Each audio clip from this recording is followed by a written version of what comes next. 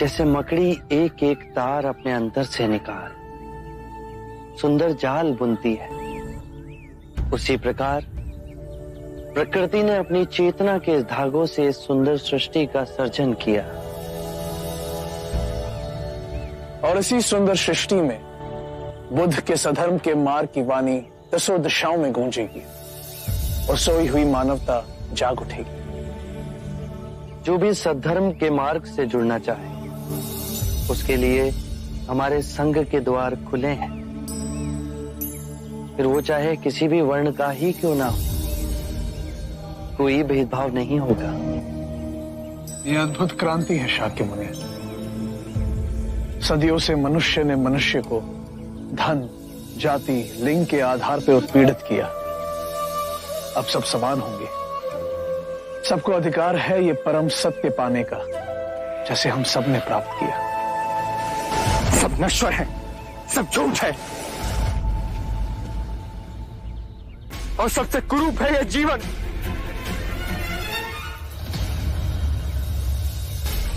छोड़िए मुझे, छोड़िए, छोड़िए, छोड़िए मुझे।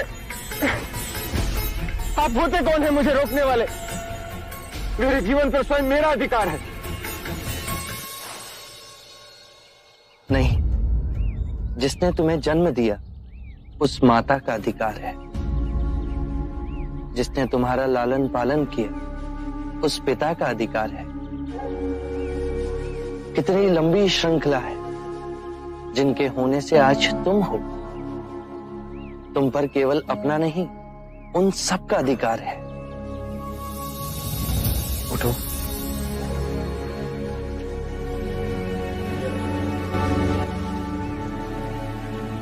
क्षणिक आवेग था मन का, अब वो शांत हुआ? क्षणिक नहीं, जीवन में सब कुछ पाया। सुख, धन, ऐश्वर्य, काम वासनाओं की तुष्टि, और वो सब क्षणिक था। जब भी अपने अंदर देखा तो एक बहुत ही गहन अंधकार पाया, बहुत ही गहरी पीड़ा पाई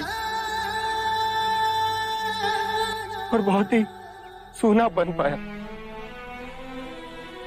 जीवन जीने का कोई अर्थ ही नहीं रहा। इच्छा जब तड़पती है तो हमें लगता है कि जब वो पूर्ण होगी तो हम तृप्त हो जाएंगे, पर जैसे ही इच्छा पूर्ण होती है हमारा मन फिर से सूनेपन से भर जाता है। जानते हो क्यों? जब इच्छा की कामना थी तो वो स्वप्न था। जब इच्छा पूर्ण हुई तो अंतर समझ गया कि ये भी स्वप्न ही है। एक क्षण ना पकड़ सके और हाथों से फिसल गया। तो क्या इस जीवन में कुछ भी अनश्वर नहीं है? बाहर के सुखों को भोगने की कामना से अतृप्त रहो। बाहर दौड़ने से कुछ नहीं होगा। जीवन से घबरा, उसे नकारने से कुछ नहीं होगा। अपनी जीवन यात्रा अंतर की दिशा में मोड़नी होगी।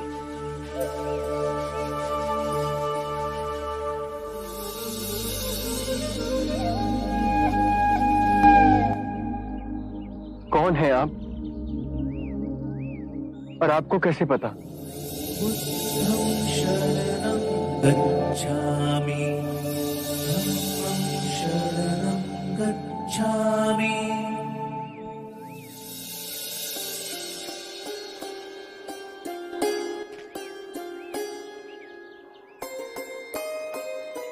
मैंने आपसे सुंदर व्यक्ति आज तक नहीं देखा। इतनी देर में तुम्हारे पास ही खड़ा था, पर तुम मुझे देख न सके। तुम्हारी आंखें अंधी होकर हर ओर केवल अंधकार ही देखना चाहती थी। मनुष्य अपने मन में जैसी चाहे वैसी दुनिया को देख सकता है। सत्य है, आप महात्मा हैं। मैं दुखी हूं अपने अंतर मन से। मेरा नाम यश है। एक धनी वैश्य परिवार में मेरा जन्म हुआ। जीवन में किसी भी बात की कमी नहीं थी। मैंने हर सुख भोगा, वासनाओं की पूर्ति करता रहा, पर अंदर ही अंदर मेरा मन घुटता रहा। मैं और नीरस होता गया। कितने मनुष्य हैं जो कि शारीरिक रोगों से पीड़ित है, धन के अभाव से पीड़ित है, अन्याय से पीड़ित है, पर उतने ही मनुष्य मानसिक रोगों से भी पीड़ित है। चारों ओर देखो यश,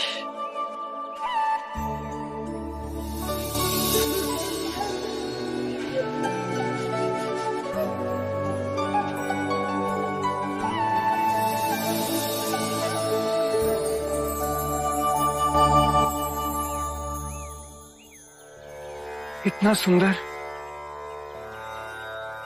जब तुम कूदने जा रहे थे तो क्यों तुम इस सौंदर्य को नहीं देख सके? क्योंकि मैं देखने के लिए तैयार ही नहीं था। मैं केवल अपने ही दुखों की प्रतिध्वनि देखना चाहता था। और अब तुम शांत हुए, स्थिर हुए, पर प्रकृति नहीं बदली, वो वैसी ही है। तुम्हारी आंखें बदल गई।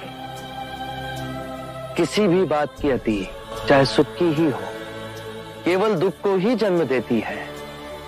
इसीलिए मध्य में रहो, तो जो जैसा है वैसा ही दिखेगा। परम शांति पाओगे।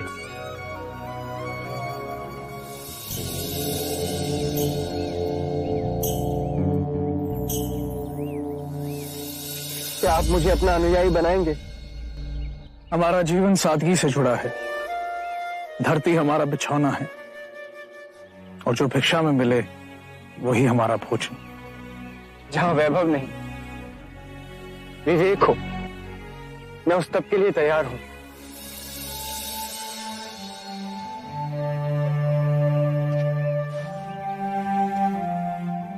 हर कोई जो इस पृथ्वी पर जन्मा है उसे परम ज्ञान पाने का अधिकार है। बस पहला पग उसे उठाना है।